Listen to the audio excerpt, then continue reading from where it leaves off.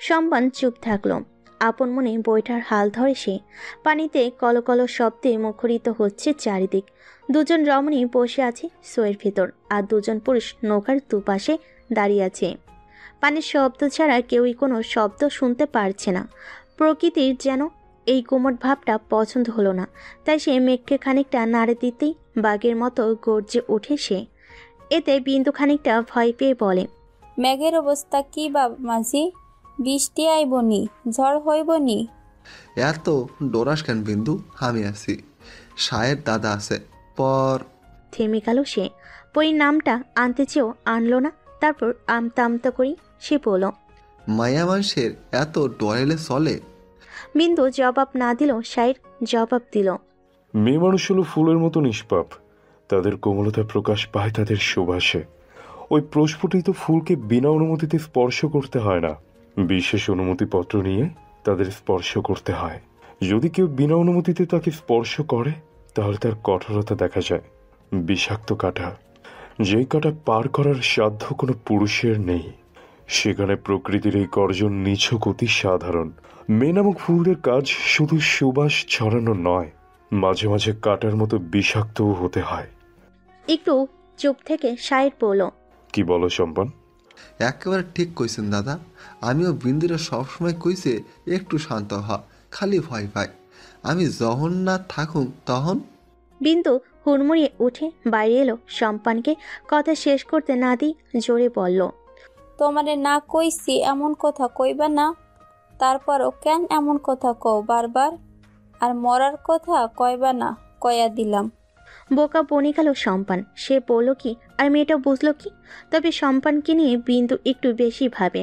কতখানি ভালোবাসে সেটা যদি বিন্দু বোঝাতে পারত তাহলে নিজেকে শান্ত করতে পারত। কিন্তু ভালোবাসার পরিমাপ আজ পর্যন্ত কেউই করতে পারেনি, সেখানে বিন্দুও ব্যর্থ। সম্পান বলে, আমি কইলাম কি আর তুই বুঝলি কি? অহন কথা কইস না, কেউ দেখলে খারাপ ভাববো। যা ভিতরে গিয়ে বয়। রাগে গজরাতে গজাতে পরীর পাশে গিয়ে বসে। পরী অত কিছু খেয়াল করলো না। ওর মনে শারীরিক কথাগুলো ঘুরছে। মেয়েদের দুটো রূপের কথা সে ফুল দ্বারা বুঝিয়েছে, যা পরীর ভালো লাগলো। তবে মুখ ফুটে কোনো কথা বলল না। এর মধ্যে সম্পান মাঝি গুনগুন করে গান ধরল। নদীর সম্পর্কিত গানগুলো খুবই সুন্দর হয়, যেরকমই একটা ভাটিয়ালি গান ধরেছে সে। চোখ বন্ধ করে তা অনুভব করছে পরী। 15 বছরের জীবনে সে এই গ্রামটাকে হাতে গোনা কয়েকবার দেখেছে। বাকি জীবনটা বাড়ির 4 দেওয়ালের মধ্যে কেটে গেছে। কিন্তু ওর বড় দুপন জীবন ছিল আলাদা। ওরা হেসে খেলে পুরো গ্রাম ঘুরে বেরিয়েছে, ঠিক আর 5টা মেয়ের মতোই। কিন্তু পরিজীবন কেন আলাদা করে দেখেছে মালা, তা তো জানে না সে। মাকে অনেক প্রশ্ন করেও উত্তর মেলেনি। পরিভাবনা ছেদ করে নড়চড় করে বৃষ্টি পড়তে লাগলো। গর্জে উঠল মেঘ। ঝুমঝুম শব্দ তুলে পানিতে পড়তে লাগলো বাড়িধারা। বিন্দুর ডাকে সম্পান দূরত ছইয়ের ভেতর এসে বসে, কিন্তু সায়ের এলো না। সে বাইরে দাঁড়িয়ে ভিজতেছে দেখে সম্পান বলল, ও দাদা ভিতরে আইয়া বহেন, এমনে থাকলে পুরো ভিজে যাইবেন তো। ভেতরে দুজন নারী রয়েছে সম্পান, তাদের অনুমতি ছাড়া ভেতরে যায় কিভাবে? সম্পান ভারী অবাক হলো। মেয়েদেরকে সায়ের সম্মান করে সেটা জানে সম্পান, কিন্তু এতটা সম্মান করে তা জানতো না। সে বলল, বিন্দু কিছু কইব না দাদা। এবার সায়ের কিছু বলল না, তবে ভেতরও ঢুকলো না। পরি ভারী অবাক হচ্ছে সায়েরের কাজে। তার মানে সায়েরটা বোঝাতে চাইছে যে পরি অনুমতি না দেওয়া পর্যন্ত সায়ের ভেতর এসে বসবে না। তাই পরি বলল, আপনি ভেতরে আইয়া বহেন, আমাকেও কোনো সমস্যা হইব না। অনুমতি পেয়ে সায়ের ভেতরে এসে সম্পানের পাশে বসলো। এতটুকু সময়ে সে ভিজে একাকার। পাঞ্জাবির হাতা গুটিয়ে মাথার চুল হাত দিয়ে ঝাড়তে লাগলো সে। পরি নিজের ঘুমটা ভালো করে টেনে দিল। তারপর হারিকেনের কমানো আঁচ বাড়িয়ে দিতেই আলোকিত হলো নৌকা। ওনার ফাঁক গলিয়ে আর চোখে সে সায়েরকে দেখে নিল একবার। এরপর অন্যদিকে মুখ ঘুরিয়ে বসে রইল। এরপর আবার নীরবতা পালন করছে নৌকা জুড়ে। ঢেউয়ে ঢেউয়ে নৌকা দুলছে। 4 জন এমনভাবে বসে আছে যেন এই নৌকায় তারা 7 সমুদ্র 13 নদী পার করবে, এগিয়ে যাবে নতুন দেশে। কিন্তু শুধু বিন্দু আর সম্পন্ন হলে হতো, পরি আর শায়েরের পথটা তো সম্পূর্ণ আলাদা। ওরা দুজন এসেই তালগোল পাকিয়ে দিল। তা ভেবে মুখ চেপে হাসলো বিন্দু, কিন্তু এভাবে আর কতক্ষণ? ঢেউর তালে নৌকা কোন দিকে যাচ্ছে তা বোঝা মুশকিল। তাই সম্পান ছইয়ের মধ্যে গোজা প্লাস্টিকের বস্তুটা দিয়ে লম্বা টুপি আকারে বানিয়ে পরে নিল। তারপর আবার গিয়ে নৌকার হাল ধরল। আজকে খুব সহজে অন্দরমহলে ঢোকা গেছে। তবে ভয়ের বিষয় হচ্ছে আজকে আফতাব বাড়িতে না থাকলেও আখির আছে। আখির বৈঠক ঘরের এক পাশের ঘরে শুয়ে আছে। হয়তো তিনি কিছুই টের পাননি, কিন্তু পরের ঘর কোনটা সেটা তো ওরা জানি না। খোঁজা তো মুশকিল হয়ে যাবে। তবুও পা বাড়ায় দুজনে। অন্তর্মহলের বেশিরভাগ ঘরই তালাবদ্ধ। হয়তো কেউ থাকে না বিধায় তালা ঝুলিয়ে রাখা হয়েছে। এর মধ্যে একবার হোঁচট খাওয়া হয়ে গেছে শেখরের। নাইম টেনে না ধরলে হয়তো মুখ থুবড়ে পড়তো। যেতে যেতে সামনেই পড়ল মালার ঘরটি। সেখানে উকি দিয়ে দেখলো মালা শুয়ে আছে। একা নয়, সাথে জেসমিনও আছে। সে মালার সেবা করছে। মালার প্রতি জেসমিনের এত ভালোবাসা দেখে মুগ্ধ না হয়ে পারল না নাইম। ওখানে সময় ব্যয় না করে দুজন আবার সামনে এগুলো। এবার ওরা পৌঁছালো সেই ঘরে যেখানে পালক আর মিষ্টি রুমি থাকে। নাইম ওদের দেখে দ্রুত শেখরকে নিয়ে ঢুকে পড়ল। তারপর দরজাটার সিটকিনি লাগিয়ে দিল। ওদেরকে এ সময় দেখে রীতিমতো ভয়ে কাঁপছে পালক, মিষ্টি, রুমি। এই মুহূর্তে যদি কোনো অঘটন ঘটে তাহলে ওরা অনেক বড় সমস্যায় পড়বে। রুমি দৌড়ে এসে বলে, তোরা ভিতরে ঢুকলি কিভাবে? কেন এসেছিস সেখানে? শেখর একটু ভাব নিয়ে বলে, শান্ত হয় একটু। আমরা দুজন তো সেই পরীকে দেখতে এসেছি যার ডানা নেই। তো জানা তোর জন্য পরে লাঠি নিয়ে দাঁড়িয়ে আছে, সাদরে গ্রহণ করবে বলে। পালক রুমিকে চুপ করিয়ে দিয়ে আস্তে করে বলল, আস্তে কথা বলো, কেউ শুনতে পেলে আমাদের খবর হয়ে যাবে। এবার নাইমি একটু বিরক্ত হয়ে বলে, তোদের কথা শেষ হলে বল পরের ঘরটা কোনটা? পালক নাইমকে থামানোর জন্য বলে, তোর আশাটা কি খুব জরুরি ছিল নাইম? এত জেদ কেন করিস বলতো তুই? এখন যদি কিছু হয়ে যায় তাহলে কি হবে? আমার কথা শোন আর ফিরে যা। কিন্তু নাইম নাছর বান্দা। সে যখন এসেছে তখন পরীর ঘরে যাবি, তাইও বলল, তুই না বললেও পরের ঘর আমি পেয়ে যাব। চল শেখর। শেখরের হাত টেনে নিয়ে বের হলো নাইম। পালকও চেয়ে কিছু বলতে পারল না। এই ছেলেটা প্রতি মুহূর্তে ওদের চিন্তায় ফেলে দেয়, অথচ নিজের একটু চিন্তা হচ্ছে না ধরো পড়লে যে কি হবে। আবির চান নাক ডেকে ঘুমোচ্ছেন, বাড়ি থেকেও শোনা যাচ্ছে। আর নিজের ঘরে তো কাঁপিয়ে ফেলছে। দুহাতে কান চেপে ধরে শেখর বলল, এই বুড়িটা দেখছি দেওয়াল ফাটিয়ে দেবে। নেওয়ার দেওয়ালগুলো অনেক মজবুত, তা না হলে জমিদার মশাইকে প্রতিদিন দেওয়াল তৈরি করতে হতো। প্রতি উত্তর না করে নাইম পা বাড়ায় তার সামনে ঘরে। অন্ধকার সম্পূর্ণ অন্ধমহলের ফাঁক ফোকর দিয়ে চাঁদের আলো ঢুকছে। সেই আলোতে সাবধানে পা ফেলছে নাইম আর শেখর। পরীর ঘরে ঢুকতেই ওরা চারিদিকে চোখ বুলায়। কিঞ্চিত আলোকিত ঘরটাতে সবকিছু স্পষ্ট নয়। কিছুটা সন্দেহ নিয়েই ঘরে ঢুকলো নাইম, কারণ সবগুলো ঘরই বন্ধ আর এটাই শেষ ঘর। কিন্তু ঘরে ঢুকে চাঁদের আবচালোয় একটা অবৈ দেখতে পেল পালঙ্কের উপর। পা টিপে টিপে পালঙ্কের কাছে এগিয়ে গেল নাইম। কেমন যেন বুকটা ধুকপুক করছে। শেখর পেছন থেকে ফিরে এসে ফিসফিস করে বলল, এটাই কি পরি? হাতের ইশারায় শেখরকে চুপ থাকতে বলল সে। এখন কথা বলার সময় নেই। আশেপাশে তাকিয়ে নাইম একবার বুঝতে পারল এটাই পরীর ঘর। কেননা একজন কিশোরী মেয়ের ঘর যেমন হয় এই ঘরটাও ঠিক তেমনই। কিন্তু বিছানায় শুয়ে থাকা ব্যক্তিটিকে আদৌ পরি? গায়ের কাঁথাটা হালকা টেনে সরতে জুম্মানের মুখটা দেখতে পেল সে। দুজনেই চমকে তাকালো ছোট্ট জুম্মানের দিকে। তাহলে পরি কথায়? একটু দূরে সরে এলো নাইম। শেখর এক পলক জুম্মানের দিকে তাকিয়ে বলল, এটাও কি পরীর ঘর নয়? তাহলে কোনটা? না, এটাই পরের ঘর শেখর। বিস্ময়কর কণ্ঠে বলে। তাহলে পরী কোথায়? কিছুক্ষণ ভাবলো নাইম, তারপর বলল, আমার মনে হচ্ছে পরে বাড়িতে নেই। রাতের আধারে সে কোথাও গিয়েছে, কিন্তু কেন? শেখরও বেশ ভাবনায় পড়ে গেল। সত্যি তো, পরি যদি অন্দরমহলে থাকতো তাহলে এতক্ষণ টের পেয়ে যেত, হয়তো ওদের ধরেও ফেলতো। তার মানে সত্যি সত্যি পরি বাড়িতে নেই। তাহলে গেল কোথায় পরি? নৌকা যখন জমিদার বাড়ির ঘাটে এসে ফেল তখন বৃষ্টি থেমে গেছে। সায় নেমে গিয়ে কোনো দিকে না তাকিয়ে চলে গেল। এমনকি সম্পানের সাথে কথা বলো না। সায় চলে যাওয়ার কিছু সময় পর পরিও নামলো। বিন্দু ও সম্পানকে বিদায় জানিয়ে বাড়ির পেছনের দিকে চলে গেল। সেখানে একটা বড় পেয়ারা গাছ উঠে গেছে দেওয়াল পর্যন্ত। গাছ বেয়ে উঠে দেওয়াল টপকালো পরি। তারপর বড় আম গাছটা পেয়ে উঠল অন্দরমহলের ছাদে। আম গাছটাই ছোট ছোট ডালপালা বেশি থাকায় উঠতে অসুবিধা হয়নি পরীর। তাছাড়া গাছে চড়ার অভ্যাসর ছোট থেকেই আছে। ছাদের দরজাটা খুলে সে ভেতরে ঢুকলো। নিজের ঘরে আসতে জুম্মানকে এলোমেলো হয়ে ঘুমিয়ে থাকতে দেখলো পরী। ছেলেটা বড্ড ঘুম কাতুরে। একবার ঘুমিয়ে পড়লে দিন দুনিয়া ভুলে যায়। কানের কাছে ঘন্টা বাজলেও সে টের পাবে না, যতক্ষণ পর্যন্ত না সূর্যের আলো এসে চোখে পড়ছে ততক্ষণ পর্যন্ত তার ঘুম ভাঙবে না। এজন্যই পরী যেদিন ঘর থেকে বের হয় সেদিন জুম্মানকে নিজের সাথে রাখে। পরীর বের হওয়ার কথা জুম্মানও জানে। সর্বদা সে তার বোনকে সাহায্য করার জন্য প্রস্তুত থাকে। কিন্তু ঘরে এসে নতুনত্বের গন্ধ নাকে এলো পরীর। এটা যে কোনো পুরুষের গায়ের গন্ধ, সেটা বেশ বুঝতে পারছে সে। তাহলে কি তার অনুপস্থিতিতে কেউ এখানে এসেছিল? হ্যাঁ, তাই হবে। কিন্তু কার এত বড় সাহস যে পরীর ঘরে আসে? হারিকেনের আঁচটা বাড়িয়ে দিয়ে চারিদিকে চোখ বুলাই পড়ি। মেঝেতে চোখ যেতেই কাদামাখা পায়ের ছাপটা স্পষ্ট হয়ে ওঠে।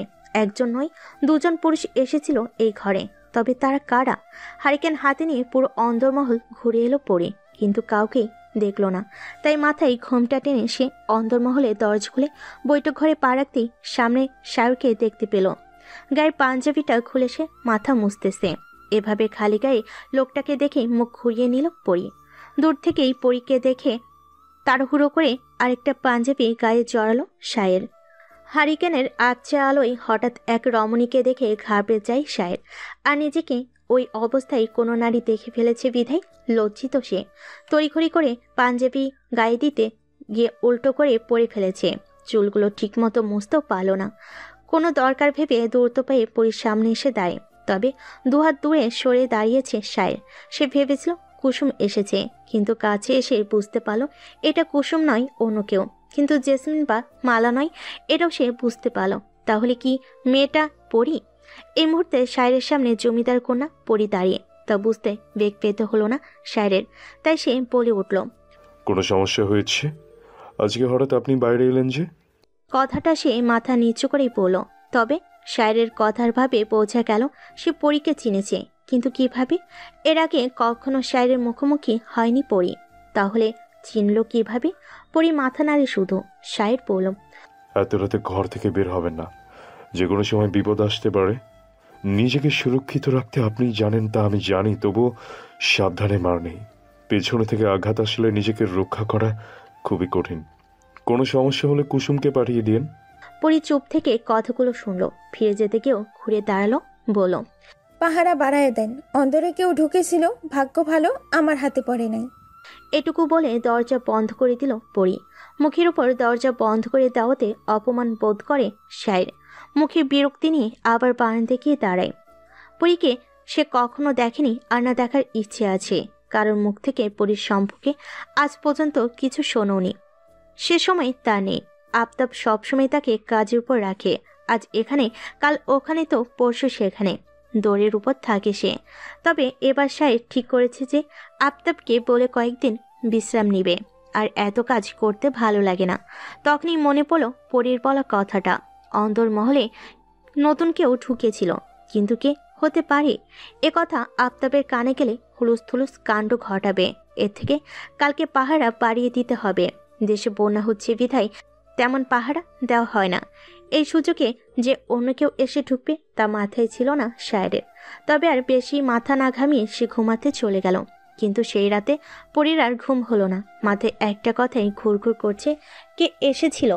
পরী তো যাওয়ার সময় বাইরে থেকে দরজার সিটকিনি তুলে দিয়েছিল, কিন্তু এসে দেখে দরজা হাট করে খোলা। সন্দেহ দমানোর জন্য কাঠের টেবিলের উপর হারিকেনটা রাখলো সে। তারপর চেয়ার টেনে বসে বই খাতা বাস থেকে কাঙ্ক্ষিত খাতাটা বের করে উলট পালট করে দেখতে লাগলো পরী। যেদিন সোনালি রাখালের হাত ধরে পালিয়ে যায়, তার ঠিক আগের দিন এই খাতাটা সে পরীকে দিয়ে যায় এবং কঠিন স্বরে আদেশে সুরে বলে, শোন পরী, তোর যেদিন 15 বছর বয়স হবে সেদিন এই খাতাটা খুলে পড়বি। কিন্তু পরীকে আর অত কিছু বোঝে। সে তখন বোকার মতো তাকিয়েছিল। খাতাটা নিতে না চাইলেও সোনালি জোর করে দিয়ে গেছে। বড় বোনকে নিজের মায়ের থেকেও বেশি ভয় পেত পরী। সারা বাড়িতে এই একটা মানুষের কথাই মান্য করতে দেখা যেত পরীকে, আর খুব ভালোবাসত। তাই সোনালির কথাই অবাধ্য হয়নি পরী। 15 বছর বয়সে পা দিয়ে খাতাটা খুলে বসেছে। কিন্তু সোনালির এরকম শর্ত দেওয়ার মানে আজও বুঝে উঠতে পারেনি পরি।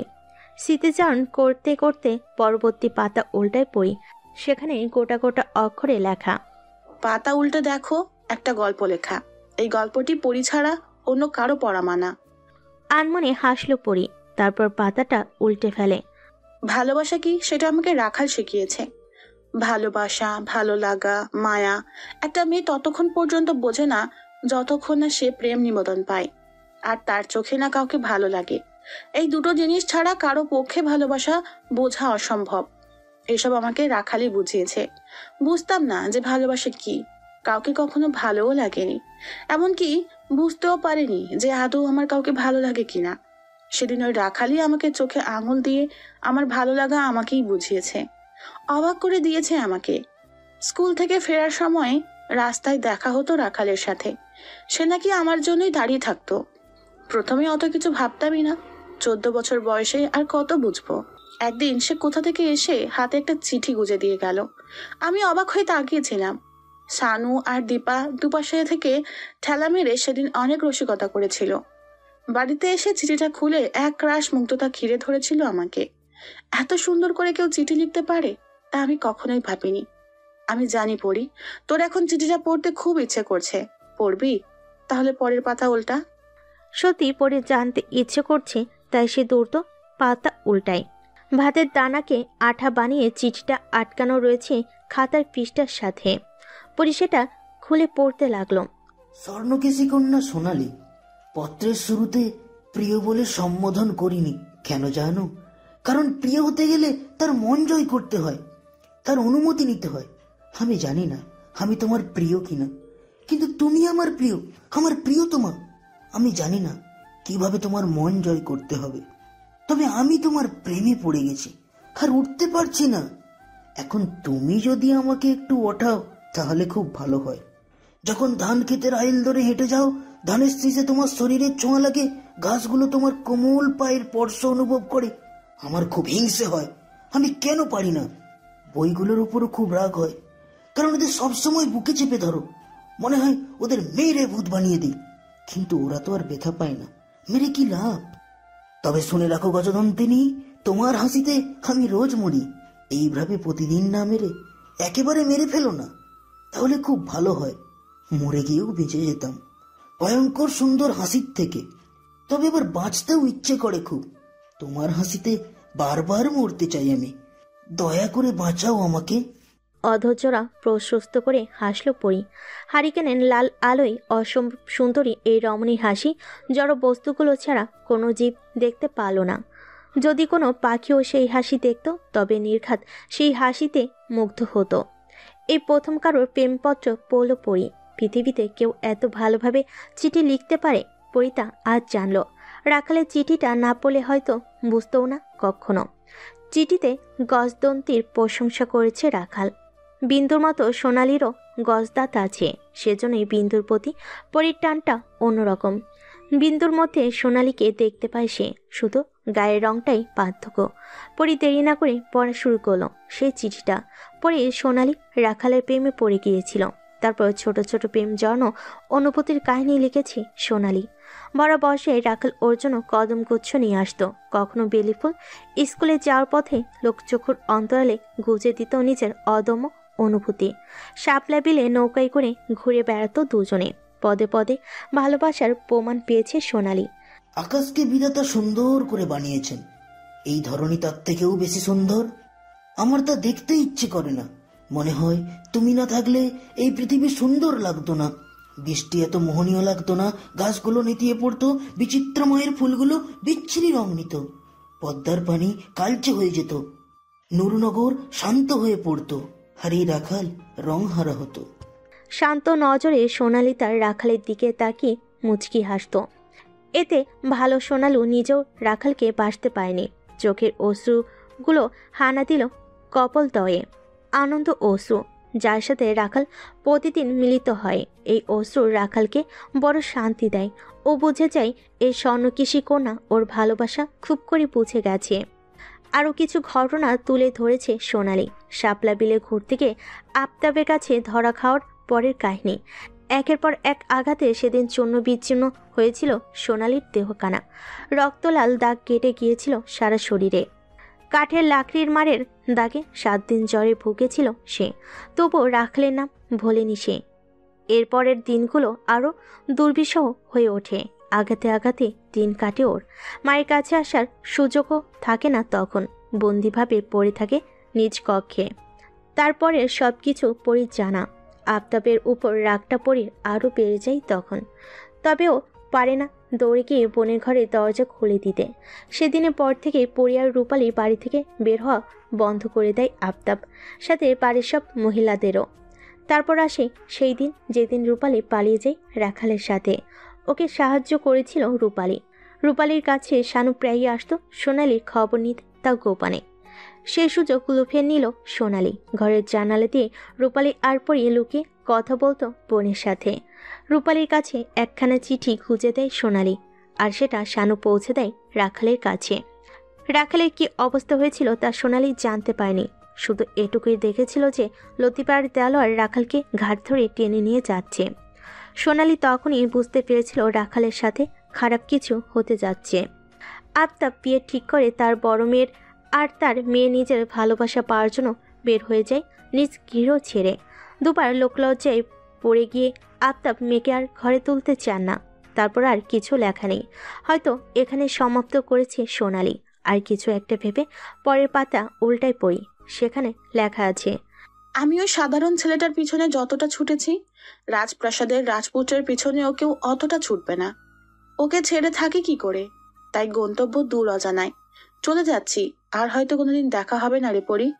লেখাটার উপরে এক ফোঁটা পানি গড়িয়ে পড়ল। সেটা পরীর চোখের পানি। বুকের ভেতরটা মোচাচ্ছে খুব। তাহলে কি সোনালি কথাটা সত্যি? আর কোনোদিন দেখা হবে না বোনের সাথে? পরী পরের পাতাগুলো দেখতে পেল। তোর খুব কাছের মানুষগুলো, তোর প্রিয় মানুষগুলোকে প্রতিনিয়ত আঘাত করে চলছে পরী। সময় হলে ঠিকই বুঝতে পারবি। কথাটাই ধাক্কা খেলো পরী। কাছের মানুষ প্রিয় মানুষকে আঘাত করে কিভাবে? তাহলে কি কাছের মানুষ আর প্রিয় মানুষের মধ্যে পার্থক্য আছে? ঠিকমতো মগজে ঢুকাতে পারছে না পরী। বোঝার জন্য পরে পৃষ্ঠায় গেল, তবে সেখানে কিছু লেখা নেই। আরও কিছু পৃষ্ঠায় শুভ্র রঙের মেলা, তার মানে আর কিছু লেখা নেই। সোনালির শেষ লেখা বাক্যটা ভাবনায় ফেলে দিল পরীকে। কাছের মানুষ, প্রিয় মানুষের মানেটা পরীর মাথা ঘুরিয়ে দিচ্ছে। সোনালি আসলে কি বোঝাতে চাইছে পরীকে? এই রহস্য উদ্ঘাটন করতে হলে মালার কাছে যেতে হবে। একমাত্র মালাই পারবে সোনালির কথার মানে বোঝাতে। ওর কোনো কাছের মানুষ ওর প্রিয় মানুষকে আঘাত করেছে, তা জানতেই হবে। ভাবনাগুলো আর ঘুমোতে দিল না 15 বছরের কিশোরীটিকে। বাকি প্রহর বিনা নিদ্রায় পার করল সে। ভোরের দিকে ঘুমিয়ে পড়েছে পরী, ফলে ওর ঘুম ভেঙেছে দেরিতে। কাল রাতের কথা মনে পড়তেই ও ছুটে গেল মায়ের কাছে, কিন্তু মালাকে অন্তরের কোথাও পেল না। দরজার ফাঁক দিয়ে বৈঠক ঘরে চোখ পড়তেই মালাকে দেখল পরী। আসিফ আর শেখরের সাথে কথা বলছে মালা। পরী নিজের ঘরে যেতে চেয়েও থেমে গেল। শেখর আর আসিফকে ভালো করে পর্যবেক্ষণ করতে লাগলো। কথা শেষ যখন ওরা চলে গেল, তখন ওদের পায়ের দিকে তাকালো পরী। মৃদু হেসে সে দৌড়ে চলে গেল আর ভুলে গেল সোনালির বলা কথাটা। মেঘেদের শব্দে উত্তাল পাত্তাল ধরণী। সূর্য লুকিয়েছে ছাইরঙা মেঘের আড়ালে। বৃষ্টি হচ্ছে খুব বেশি না, তবে বেশিক্ষণ দাঁড়িয়ে থাকলে ভিজে যাবে। ছাউনির নিচে দাঁড়িয়ে সাইডের দিকে দৃষ্টি নিবদ্ধ করে আছে পালক। খাবারের তদারকি করছে সাইড। এই বৃষ্টির মধ্যে ভিজে ভিজে সব কাজ করছে। কপাল বেয়ে ঝরঝর করে পানি ঝরছে। হাত দিয়ে বারবার পানি ঝাড়ছে সে। সাইডের বিরক্তি ভাব দেখে মৃদু হাসলো পালক।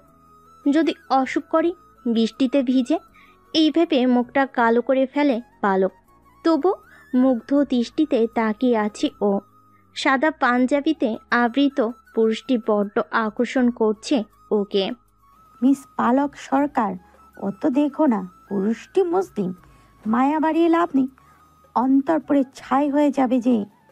ঘাড় ঘুরিয়ে রুমির দিকে তাকালো পালক। রুমি ঠোঁট টিপে হাসছে। তার মানে রুমি কিছুটা বুঝেছে। শায়ের দিকে তাকিয়ে পালক বলল, ভালো লাগাটা ধর্ম দেখে হয় না, মানুষ দেখে হয়। বুঝি না এই গ্রামে এসে সবার হলো কি? নাইম, শেখ, আসিফ, তুই। তবে তোর কথাটা আলাদা, এটা সম্ভব না। আমি সম্ভব করতে চাই না। তাহলে ওভাবে দেখছিস কেন? পালক দীর্ঘশ্বাস ফেলে বলে, কদিনই তো আছি, দেখলে তো কোনো দোষ নেই। নিজের কাজে মন দিল পালক। রুমি তার কথা বলল না।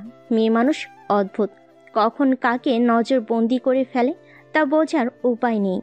কাজ শেষ করে সবাই একসাথে এক নৌকাতে এসেছে, সাথে শায়েরও ছিল। জমিদার বাড়িতে ফিরে সবাই তাদের ঘরে গেল। পালকরা ওদের ঘরে গিয়ে চমকে গেল পরীকে দেখে। পালঙ্কের উপরে বসে পা দোলাচ্ছে। ওদের দেখে নেমে কাছে এগিয়ে এসে দাঁড়ালো। গম্ভীর কণ্ঠস্বর টেনে বলল, আপনারা শহরে ফিরে যাইবেন কবে? আকস্মিক প্রশ্নে চমকালো ওরা। পালক বলল, কেন বলতো? যত তাড়াতাড়ি চলে যাইবেন ততই ভালো। এই গ্রামটা বেশি ভালো না, মনন সবখানেই খাড়াইয়া থাহে। আবার চমকে যায় ওরা। মিষ্টি খানিকটা রাগ মিশ্রিত কণ্ঠে বলল, কী সব আবল তাবল বকছো বলো তো? আসার পর থেকেই দেখছি আমাদের দেখতেই পারো না তুমি। আমরা তো এখানে ইচ্ছে করে আসিনি, আনা হয়েছে। মেহমানদের সাথে কীরকম আচরণ করতে হয় জানো না? ভালো না লাগলে বলো, চলে যাই। এইভাবে অপমান হতে তো আসিনি আমরা। আর আমরা বয়সে তোমার বড়, তাও এইভাবে কথা বলবে? মিষ্টির কথাই হাসলো পরি। বলল, আপনাকে ভালো লেগেই কইতাছি। আর কি কইলেন বয়সে বড়? অন্যায় করলে আমি আমার বাপরেও ছাড় দিব না। যাই হোক, অন্তরে পুরুষ ঢোকা মানা, এটা তো জানেন। তারপরও 2 ডাক্তার সাহেব আইছিল, আমার হাতে পড়ে নেই, ভাগ্য ভালো। মেহমান বইলা সাইডা দিলাম, সাবধান করে দেন। আর তাড়াতাড়ি চইলা যান, আমি রাইগা গেলে ভালো হইব না। আমি বয়স দেখা না, মানুষ দেখা সম্মান দিই। পরি বের হতে গিয়েও ফিরে এসে মিষ্টির সামনে দাঁড়ালো। বলল, বয়স কম কিন্তু রক্ত গরম। কথাটা বলার সময় চোখ থেকে আগুন ঝরছে পরীর, যেন ভস্য করে দেবে মিষ্টিকে। পরি চলে যেতে রাগটা বাড়ল মিষ্টির। কি তেজ, ওরা এসেছিল বলে এত রাগের কি আছে? পালক একটু ভেবে বলল, এই মেয়ের রাগটা তোর কাছে অস্বাভাবিক মনে হলেও আমার কাছে স্বাভাবিক। কারণ আমি বেশ বুঝতে পারছি এই মেয়েটা পুরুষ মানুষ বিশ্বাস করে না, এই দিক দিয়ে খুব কঠোরও। তোর এমনটা কেন মনে হচ্ছে? আর ছেলে মানুষদের এত অপছন্দ কেন করে পরি? রুমির প্রশ্নে পালক বলল, ঘৃণাটা হয়তো ওর বাবার থেকে শুরু। দ্বিতীয় বিয়ে আর পরীর বড় বোন সোনালিও এর মধ্যে হয়তো আছে।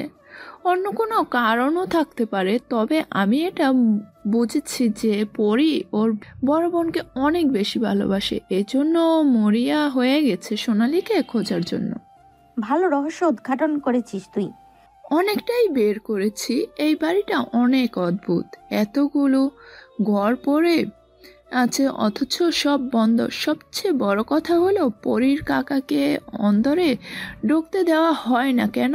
আর এত বয়স হওয়ার পরও তিনি বিয়ে কেন করছেন না?